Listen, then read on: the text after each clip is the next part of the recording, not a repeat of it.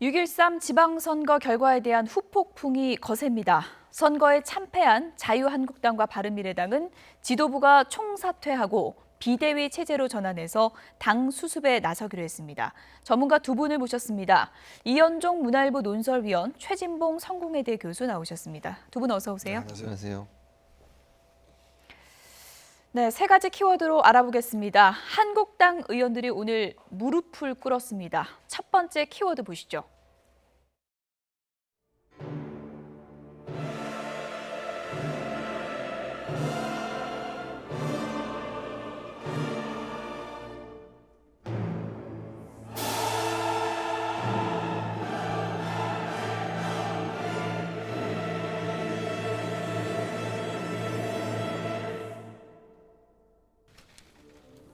이번 선거는 국민들이 자유한국당을 탄핵한 선거입니다. 수구 기득권, 낡은 패러다임에 머물러 있는 보수는 탄핵당했고 저희는 응징당했습니다. 노역에 쩔은 수구 기득권 다 버려 자유한국당 해체를 통해 처음부터 다시 시작해야 합니다. 다시 지어야 합니다. 거미간 담장, 주저앉은 처마 다 헐어내고 튼튼한 기반 위에 다시 새 집을 지어야 합니다. 썩어 빠진 집구석 페인트 칠 몇 번 한다고 새 집 되지 않습니다. 썩어내 나는 집구석 이제 헐어내라고 우리에게 최후 통첩을 보냈습니다. 이제 우리가 긴 싸움을 시작하겠습니다. 뉴보수의 길을 만들겠습니다.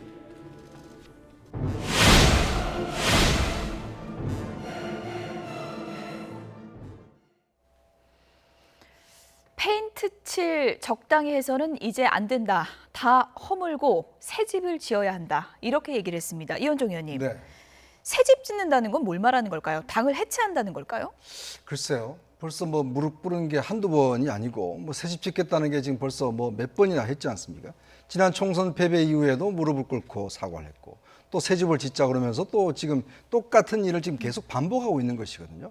저는 그렇기 때문에 이 처음에 한 번 잘못하면 뭐 넘어갈 수 있습니다만은 이 잘못이 반복되고 저런 식으로 계속하면 이거는 뭔가 근본적인 문제가 있는 거죠. 그러니까 지금 이제 김성태 원내대표가 나와서 아주 뭐 센 이야기를 탄핵당했다는 이야기를 했는데 그렇지만 또 국민들 입장에서 보기에는 또 쇼한다는 인상을 지울 수가 없습니다. 왜 그러냐 하면 항상 모든 이런 일이 터질 때마다 다 날 빼고 다른 사람들이 문제다라고 이야기를 하고 있어요. 자, 홍준표 전 대표도 나는 잘못이 없는데 뭐 이 다른 것 때문에 선거를 패했다라고 또 나오고 있고 김성태 원내대표도 지금 자신의 문제를 이야기하지 않으면서 이 당이 망했다라고 이야기를 하고 있습니다. 자, 그러니 그 자리에 앉아있는 모든 의원들도 마찬가지 생각일 거 아니겠습니까? 자, 중진들이 잘못했다. 초선들 너네들이 뭐냐. 이런 식으로 지금 이야기를 하고 있는 거예요. 그러니까 결국은 이러다가 이제 조금 이제 공방을 하다 보면 결국은 이제 아무 책임이 아닌 듯이 또 넘어가는 것이죠. 그러니까 그런 게 반복되어 왔기 때문에 사실은 지금의 어떤 이런 자유한국당의 모습에서 전체 국민들한테 감동을 못 주고 있는 것 같습니다. 예.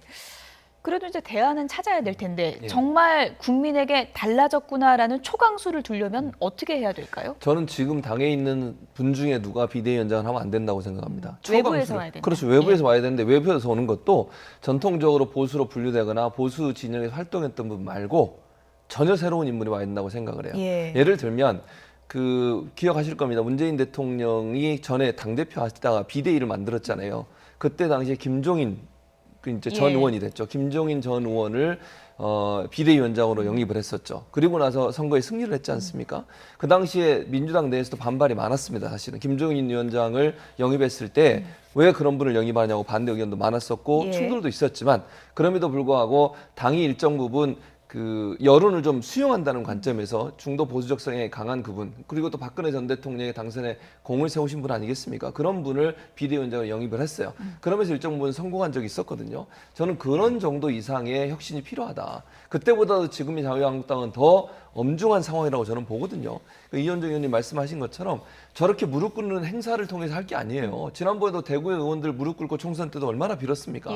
그런데도 탄핵 이후에 변화 모습이 하나도 없잖아요. 예. 그러다 보니까 결국 이런 참패를 맞았으니 이제는 정말 실제적으로 변한 모습을 보여줘야 유권자들이나 돌아선 민심이, 그러니까 보수의 민심이 돌아올 수 있는 예. 그런 기회가 될 수 있다고 생각이 됩니다. 어쨌든 지금 많은 분들의 전망과 분석이 바른미래당과 합칠 수밖에 없다, 보수 대통합으로 갈 수밖에 없다고 했는데 뭐 외부에서 이제 오는 게 좋다고 이제 얘기를 하셨고요. 그런데 이제 비대위 체제로 넘어가는 거는 너무 식상하고 감동을 주지 못하니까 다른 방식이 필요하다는 얘기가 많은 것 같습니다. 그렇습니다. 사실은 이제 뭔가 이 근본적인 변화를 위해서는 사실 이제 스스로가 뭔가 자정하기에는 제가 볼 때는 이미 모든 것이 다 바닥이 났다라고 봅니다. 예. 왜냐하면 그동안 수차례 있었지만 결국 또 원점으로 돌아갔고 지금 벌써 이제 물밑에서는 차기 당권을 두고 또 친박 비박 어떤 싸움이 일어날 조짐을 보이고 있어요. 자, 그렇다면 지금 이번에 보여준 이 패배는 이 보통 패배가 아니죠. 사실은 뭐 정말 이 제1야당, 보수야당이 어떤 면에서 보면 존재 기반 자체가 완전히 없어져 버린 이제 그런 상황 아니겠습니까? 만약에 지금 내일 만약에 국회의원 선거를 한다고 한다면 지금 저기 있는 국회의원들 몇 명이나 되겠습니까? 만약 이런 여론이라면 정말 될 수 있는 분이 몇 분 안 계시거든요. 자, 그러면 제가 볼 때는 아까도 말씀하셨지만 정말 이 스스로가 이제 이미 끝났으면 외과 의사를 데리고 와야 됩니다. 즉 자신의 살을 자신이 돌아낼 수 없는 상황이에요. 예. 그러면 모든 권한을 다 외부한테 맡기면서 스스로의 몸을 맡겨야 됩니다. 자, 그러면서 그쪽에서 봤을 때 정말 예를 들어서 보수를 사랑하고 보수의 어떤 재건을 바라는 그런 분들이 모여서 외부 인사들이 정말 뜻있는 인사들이 모여서 정말 이 자유한국당을 어떻게 수술해야 될지 그걸 결정하는 거기에 전적으로 따라야 됩니다. 그러니까 지금 여기에 있는 모든 사람들은 어떤 면에서 보면 중진이나 초선이나 똑같은 저는 책임이 있다고 봐요. 예. 왜냐하면 그동안 이 문제에 대해서 누차례 이 어떤 여러 번 기회가 있었지 않습니까? 여론조사를 통해서라든지 여론을 통해서라든지 많은 경고 등이 있음에 불구하고 그 누구도 입을 뻥끗하지도 않았어요. 그렇다면 결국 이제는 자체적인 어떤 이게 도저히 할 수 없다라면 이제는 외부 인사한테 맡게 된다. 그리고 그 결정에 전적으로 따라야 될 수밖에 없는 상황이 아닌가 싶습니다. 예. 무릎 꿇고 사죄한 한국당의 모습 보여드렸는데요. 내부에서 이런 목소리를 낸 의원도 있습니다. 다음 키워드 보시죠. 이제 우리는 새로운 미래를 만들어가기 위해서 노선과 정책의 대전환을 시도해야 합니다. 새로운 세상을 주도할 보수의 가치관을 새로 정립하고 당의 새 바람을 일으켜야 한다고 생각합니다. 새로운 보수 정당 재건을 위해서 저부터 내려놓겠습니다. 저는 차기 총선에 출마하지 않겠습니다. 분열된 보수의 통합을 위해서 새로운 보수당의 재건을 위해서 바닥에서 헌신하도록 하겠습니다.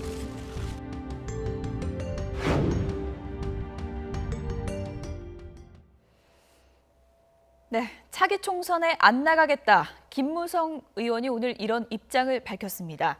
총선을 다음에 나가지 않겠다. 이건 어떤 포석이라고 봐야 될까요? 일단은 책임지는 모습을 보여주는 거죠. 예. 그러니까 이번 총선이 아니죠. 지방선거의 실패에 일정 부분 본인도 책임을 지겠다라고 하는 것인데 그러면서 한 말이 바닥에서부터 헌신하고 보수 통합을 위해서 본인이 뭔가 하겠다는 의미를 보여줬어요. 예. 그게 뭐냐 하는 부분에 이제 또 의문이 생기는 거죠. 그러니까 총선 불출마를 던지긴 했는데 그리고 나서 완전히 정계 은퇴를 한다거나 아니면 뒤로 완전히 물러서는 게 아니라 보수 대통합이라고 하는 부분에 있어서 뭔가 본인이 또 보수의 재건이라고 하는 부분에서 뭔가 역할을 할 수 있겠다라고 하는 뭐랄까요, 그 뉘앙스랄까요, 이런 부분이 좀 남아 있는 것 같아요. 그래서 많은 부분이 이제 이런 분들이 있습니다. 혹시 또 총선 불출마 선언하고 비대위원장 하려고 하는 게 아닌가라는 의심을 품고 있는 분들이 있는데 모르겠어요. 이제 김무성 전 대표, 김무성 의원이 어떤 선택을 할지는 전혀 잘 모르겠습니다만 만약 그렇다고 하면 그건 잘못된 선택이라고 저는 봅니다. 정말 당을 생각해서 총선 불출마를 했다고 하면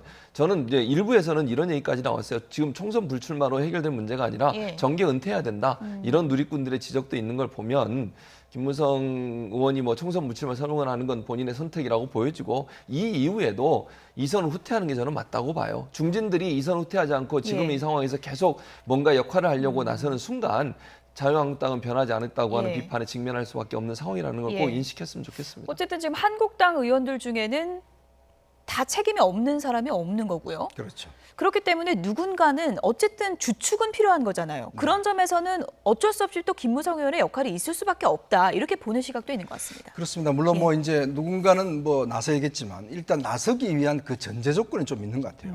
저는 오늘 김무성 전 대표가 뭔가 이제 본인의 어떤 첫 스타트를 끊었다고 보는데 예. 저는 저런 분들이 계속 나와야 된다고 봅니다. 즉 당 중진이나 그다음에 이 상황에서 당의 책임이 있는 당의 지도부를 했던 분들, 예. 저는 이런 분들이 이런 살신성 있는 모습을 보여줘야 된다고 봐요. 그렇지 않으면 왜냐하면 사실 이 자유한국당 이런 모습이 사실 이런 위기가 몇 번 있음에도 불구하고 개선되지 않은 것은 희생이 없었기 때문인 것이거든요. 결국 이제 보수의 어떤 가장 장점이 결국 책임과 희생 아니겠습니까? 그러면 지금 상황에서 정말 보수 정권을 살리겠다, 보수 정당을 살리겠다고 한다면 예. 저는 제2의 김무성, 제3의 김무성이 계속 나와야 된다고 봅니다. 즉 당에서 최소한 4선 이상 중진들, 그다음에 이번에 했던 최고위원들, 당 간부들 이런 사람들이 먼저 나서서 저런 책임을 진다고 한다면 제가 볼 때 그때부터 국민들이 아 진짜 이번엔 좀 다르구나라고 좀 봐줄 것 같아요. 그렇지만 벌써 지금부터 내부에서 비대위원장을 정하고 다음에 뭐 조기 전당대회를 하면서 또 당권 경쟁을 하고 바뀌어봤자 지금 왜 국민들이 정말 근본적으로 외면했는가? 뭐 예를 들어서 TK 뭐 경북당이라는 이야기까지 나오지 않습니까? 이런 수모까지 당하면서 당을 왜 이렇게 변화시키려고 하지 않는가? 이런 근본적인 질문이 나오기 때문에 정말 이제는 누군가는 뭔가 책임을 져야 되고 그 책임지는 사람이 많을수록 저는 자유한국당의 개혁이 빨라질 수 있다고 봅니다. 예. 이런 가운데 오늘 하루 SNS에서는요. 이른바 한국당 살생부 명단이라는 내용이 화제를 모았습니다. 어떤 내용인지 그래픽으로 정리를 해봤습니다. 네, 제목은 이겁니다. 완패 5대 공신록. SNS에 돈 내용입니다. 이른바 한국당 살생부 이렇게 이제 제목이 붙여졌는데요. 1등 공신 이렇습니다. 박근혜 전 대통령과 최순실, 문고리 3인방 그러니까 국정농단의 당사자들이죠. 2등 공신은 친박 8적, 국정농단을 방치했다는 겁니다. 3등 공신은 사퇴한 홍준표 대표, 강효상 의원, 정태욱 대변인, 막말 그리고 수구보수 이미지를 강화시켰다는 거고요. 4등은 복당파, 김무성, 김성태, 장제원 의원이 들어갔습니다. 여기에 또 이제 부록이 또 붙었더라고요. 절대 차기 당권 도전해선 안 될 인물 해갖고 홍준표 대표 친박 8적, 김무성, 김성태, 정우택, 홍문표, 나경원, 장제원 의원 이렇게 복당파 중심으로 좀 들어갔고요. 즉각 출당 조치해야 할 인물 홍준표 대표, 친박 8적, 강효상 의원 이렇게 들어가 있습니다.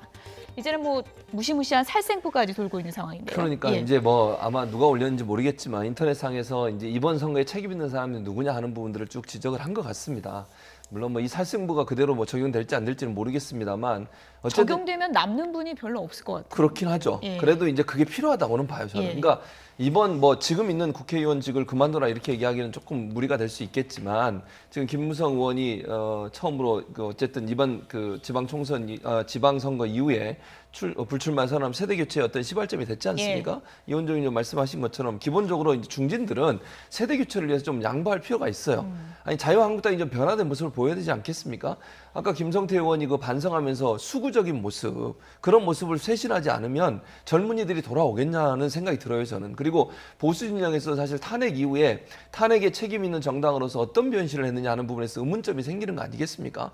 뭔가 국민들한테 신선함을 줄 수 있는 새로운 변화도 없었고 탄핵 이후에 탄핵에 책임 있는 정당으로서 반성의 모습도 제대로 보이지 않고 그다음에 국민들의 여론과 너무 동떨어지는 행동을 하고 정책을 내놓고 이런 부분들이 결국은 실망을 줬기 때문에 책임이 있는 중진들이 물러서고 새로운 인물들이 들어와서 당을 쇄신할 수 있도록 하는 기회를 주는 건 반드시 필요하다는 생각이 듭니다. 이현종 의원님, 이 살생부 도니까요. 이렇게 쭉 보면서 사람들이 제일 궁금했던 게 이거 누가 썼을까?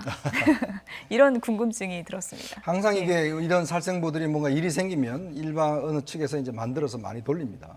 그리고 또 어떤 이제 정책 목적을 달성하기 위해서 이제 이런 살생부에 돌아다니는데 사실상 이 살생부가 보면 또 그럴듯합니다. 사실 또 내용이 보면. 그렇기 때문에 또 이게 이제 많이 확산이 되는 것인데 그만큼 사실 이제 좀 책임질 사람은 좀 책임져야 된다는 여론이 있지 않겠습니까? 그러니까 사실 뭐 떠밀려서 나가는 것보다는 먼저 나가면 사실은 얻는 것이 있습니다. 사실은 지난번 그 보십시오. 20대 총선 있을 때 최재성 의원 같은 경우에 지금 이번에 다시 당선됐지만 자기가 여러 가지 책임을 지고 일단 불출마 선언을 했지 않습니까? 그리고 또 야인으로 살았죠. 그리고 이번에 뭐 재보궐선 다시 왔지 않습니까?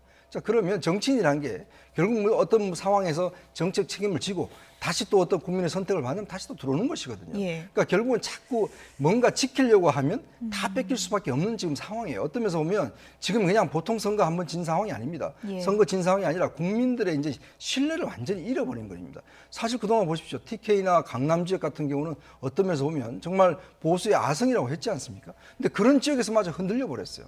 그러면 이거는 보통의 그냥 방법으로는 해결되지 않는 것이거든요. 정말 보수의 가치가 뭐고 지켜야 될 게 뭔지, 그리고 왜 그동안 정책에 있어서 이런 잘못을 범했는지, 이런 여러 가지 문제가 많고 정말 어떤 면에서 보면 근본적인 변화가 필요하다고 생각한다면 저는 희생해야 될 분들은 분명히 있다고 봅니다. 최 교수님, 살생부에는 다른 당이어서 명단에 이름이 없었지만 보수 참패에는 유승민 전 대표도 큰 책임의 일부가 있다라고 이제 보는 분들이 많은 것 같습니다. 그렇죠. 아니, 바른미래당도 사실은 이번에 뭐 기초 단체장도 한 명도 당선을 못 시켰지 않습니까?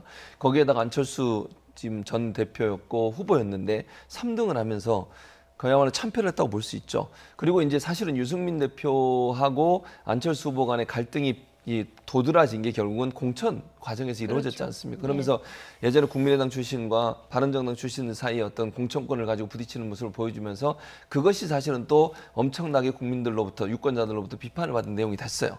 그래서 결국 유승민 대표도 전 대표도 결국은 책임을 면할 수 없는 상황이 됐고요. 이제 본인은 제가 볼 땐 그렇습니다. 지금은 지도부에서 사퇴를 했지만 언젠가 만약에 이제 야권이 어떤 형태의 무슨 정계 개편을 하게 되면 그 중에서 어떤 역할을 하기 위한 어떤 준비 작업을 하고 있지 않겠나는 생각이 들고요. 저는 한 분 더 손학규 비대위원장도 그다음에 선거대책위원장이죠. 손학규 선거대책위원장도 일정 부분 역할을 하려는 시도를 하고 있는 게 아닌가 하는 생각이 듭니다. 제가 보면 예전에 김대중 대통령과 김종필 총리 같은 경우에 정반대에 있는 분들이 일단 힘을 합쳤지 않습니까? 이제 그런 사례가 있는데 불구하고 지금 같은 어떤 보수 중도로 하는 분들이 끝까지 힘을 합치지 못했어요. 그리고 유승민 전 대표가 사실 뭐 개혁 보수 이야기를 했지만 어떤 개혁 보수의 입장을 보여줬는지는 굉장히 좀 의아스럽거든요. 자, 그러면 이번 선거에 여러 가지 책임도 분명히 있습니다. 근데 사실 당내의 어떤 운영이나 보면 오늘 아침 같은 경우도 보면 사실은 뭐 지금 안철수 전 대표와의 또 아침 회동 자리도 지금 참석하지 않았죠. 이제 그런 상황을 보면 반드시 이번 상황은 유승민 전 대표도 이 책임을 저는 면할 수 없다고 봅니다. 저희가 쭉 모아보니까 이렇게 탈당과 창당이 많았습니다. 그간의 짧은 시간 안에요. 보수 혁신 해보겠다고 당도 많이 나오고 창당도 해봤는데 결국은 뭐 길 잃은 미래 저렇게 표현을 해봤는데 보수표만 갈라지게 했다 이런 비난이 나오는 것 같습니다. 결국은 내용이 없었지 않습니까? 뭘 혁신하겠다는 내용도 없이 결국은 자기를 싫어하는 사람만 계속 어떤 면에서 떨어져 나가는 이제 그러면서 점점 고립되어 나가는 이런 모습만 보여준 것이거든요. 즉 포용력 있는 모습들을 전혀 보이지 못했고 또 정책 아젠다를 전혀 보여주지 못했어요. 자, 그러면 결국 그 유승민 전 대표 이야기했던 보수 혁신의 모습은 그동안 지난 대선 이후에 보면 전혀 나타나지 않았고 또 대선 패배 이후에 좀 본인의 어떤 자숙기간이 있는 것 없이 바로 또 복귀를 하지 않았습니까? 이런 것들이 제가 볼 때는 아마 국민들로 하여금 좀 식상한 면들을 준 것 같습니다. 어쨌든 길 잃은 보수 또 유승민 전 대표도 성찰의 시간을 갖겠다고 했는데 성찰의 시간 후에 어떤 결정을 할지를 좀 지켜보도록 하겠습니다. 민주당의 분위기는 사뭇 다른데요. 다음 키워드 보시죠.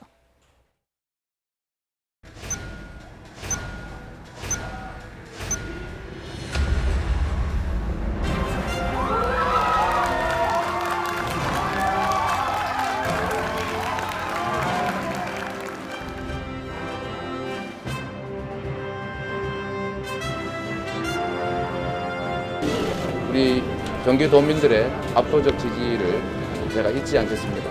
머슴으로서의 역할을 최선을 다해 하도록 하겠습니다. 이제 하나된 서울입니다. 한 분의 삶도 놓치지 않고 살피겠습니다. 그리고 한 분의 이야기도 소홀히 듣지 않겠습니다. 경남의 새로운 미래를 위한 변화를 선택하신 경남 도민들의 승리라고 생각합니다.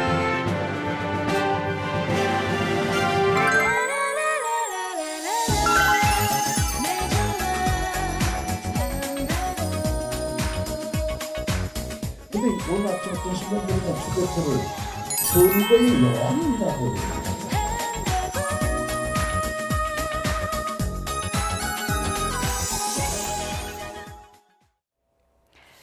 대권 잠룡이 떠올랐습니다. 민주당의 압승으로 떠오른 대권 잠룡들을 저희가 영상으로 좀 모아봤는데요. 두 분께 가장 탄력받은 분은 누군지 좀 묻도록 하겠습니다. 한 분만 꼽자면 누굴까요? 저는 한 분만 꼽자면 지금 현재 상황에서 말씀드리는 겁니다. 앞으로 뭐 상황은 언제든지 바뀔 수 있으니까 저는 박원순 서울시장이라고 생각을 합니다. 당선인이요. 예, 왜냐하면 3선에 성공을 했고요.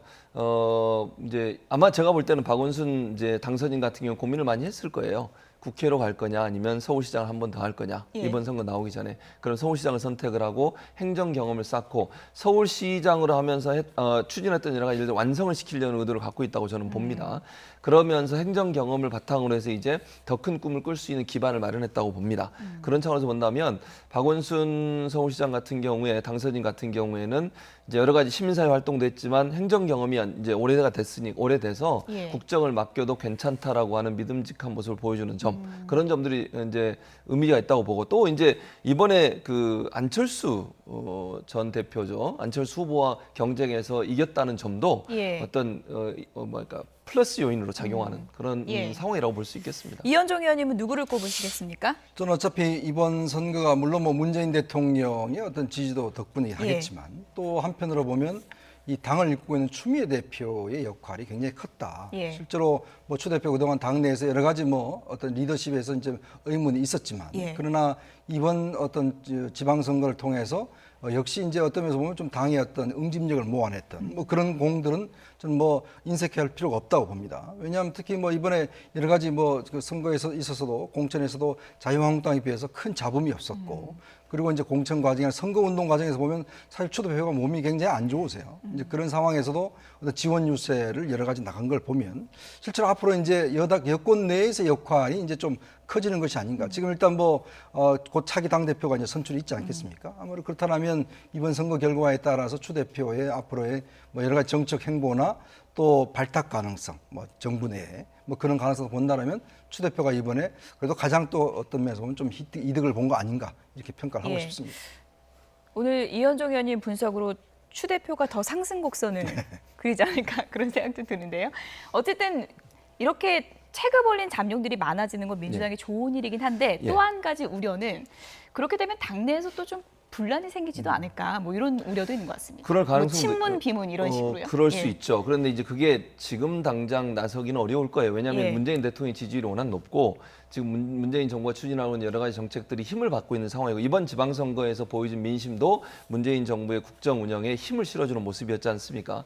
그런데 지금 상황에서 잠룡들이 본인들의 어떤 대권의 꿈을 적극적으로 표현하는 순간 상당히 어려움에 빠질 수 있습니다. 왜냐하면 지금 현재 정권에서 일정 부분 부담스러워할 수 있지 않겠습니까? 근데 뭐 네임덕이 올 수 있는 그런 여지를 만들 수 있는 요소가 되기 때문에 그래서 그런 차원에서 본다고 하면 당분간은 꿈이 있더라도 적극적으로 표현하지는 절대로 않을 겁니다. 그래서 수면에 가라앉아 있다가 이제 시간이 지나고 뭐 한 1, 2년 지난 이후에 아마 본격적으로 그런 어떤 뭐 조짐이나 모임들이 생각들이 보여질 것 같은데 당장 뭐 1, 2년 사이에는 그런 일들은 일어나지 않지 않을까 이런 생각이 듭니다. 일단 뭐 당선된 지 얼마 안 돼서 이런 얘기가 적절한지 잘 모르겠는데 일단은 도정에 충실하는 게 가장 중요한 과제겠죠.